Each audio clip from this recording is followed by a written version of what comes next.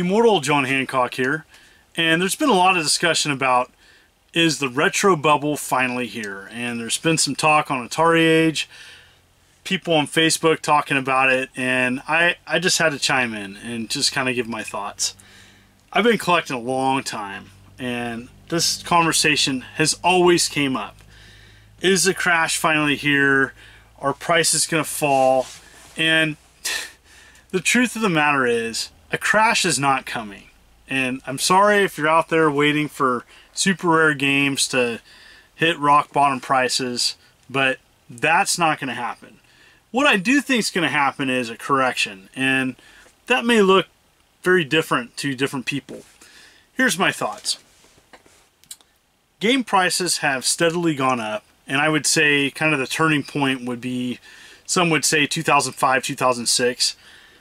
And prices have steadily gone up and up. And, you know, the truth of the matter is there's more people that have grown up with games, remember video games, and want to relive some of their childhood. And so they have disposable income, and so they're spending that money and picking up games they grew up with. N64, Super Nintendo, Sega Genesis, etc. And as time goes on, more and more people are more informed about those games. They're using more online resources, and that makes the demand go up. And the supply essentially stays the same for physical media. The problem is that it hits a point where more and more people look at the prices of this physical media and say, I'm just going to emulate, or I'm just going to get a Raspberry Pi, or not game at all. And so on one hand, it's going to get to a point where, like, the middle of the market, and I talked about this on the Not So Common podcast, where the middle part of the market, I think, is diminishing, where a lot of games that aren't fun to play, and they're not cheap and they're not uber rare. It's just, you know, game 425 of a 700 cart set. And there's less people pursuing those types of games because it's just not worth it. And so the market is still going to be there for people that sell games as a business. You still have a market. It just may look different. And so, no, there's not a crash. I do believe there's a correction. I think there'll be a correction about, I could be wrong on this. I've been calling for a correction for like 5 years. I think a correction is long overdue, and that might mean that prices may stabilize, 15-20%. But other stuff may go up in price. Other games may go down in price. It's just a constant cycle. And so I predict that, Nintendo products will still stay very popular, but I think that PlayStation games are going to rise. And so one thing I want to state is that I'm not a walk-in price guide, okay? A lot of my collections, even though I collect seriously now more than I ever have in the past, I'm not a walk-in price guide, so I get contacted all the time. Hey, what's this? What's that? I'm not your guy for that.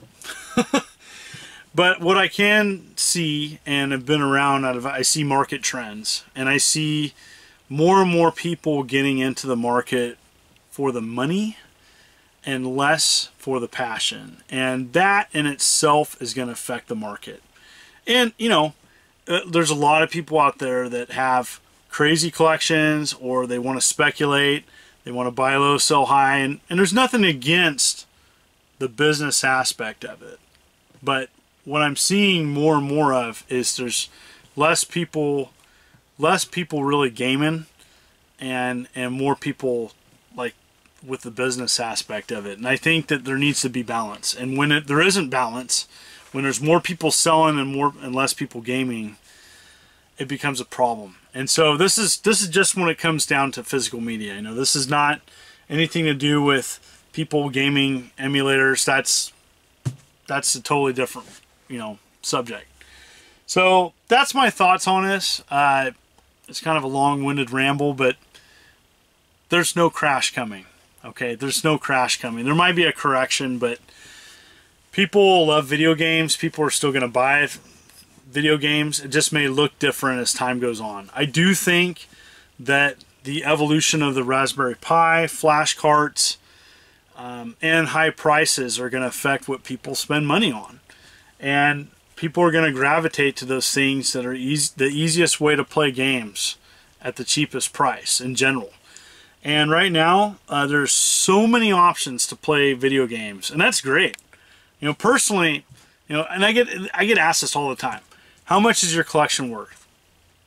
I have no idea. Don't really care either, because I'm not selling it, and so it's people always, you know, ask me that. Well, how much do you think it's worth? And yeah, I hate it. I hate that question just because I have no idea, and it's not about the money for me. And you know, for some people that's all it is, and you can tell. I can tell within a couple minutes of having a conversation with someone where they're going with this, that it's all about the money. And that's, you know, that's fine if that's their job, if that's their livelihood, if that's what's, you know, putting food on the table. But not me. You know, I don't have this because I care about what it's worth. You know, I care about preserving games, and you know, hopefully this crazy collection will be in a museum. That's my long-term goal. But it just bugs me. So for people that have been in the game market 5 years, 10 years, a crash is not coming. I'm sorry. This comes up every year. So comment below. I'd love to hear from people who watch this, what they think. Yeah, it just been on my mind, so I had to have a talk about it. I thank everybody for taking time out of their day to watch any of my videos. I'm still doing 3 videos a week, one on Tuesdays, Thursdays, and Sundays. When I start up this new school year, I'm probably going to jump back down to 2 videos so I don't go crazy. And just thank everybody around the world for taking time. Please subscribe. It helps me out. Hit that like button. This is the Immortal John Hancock. Take care.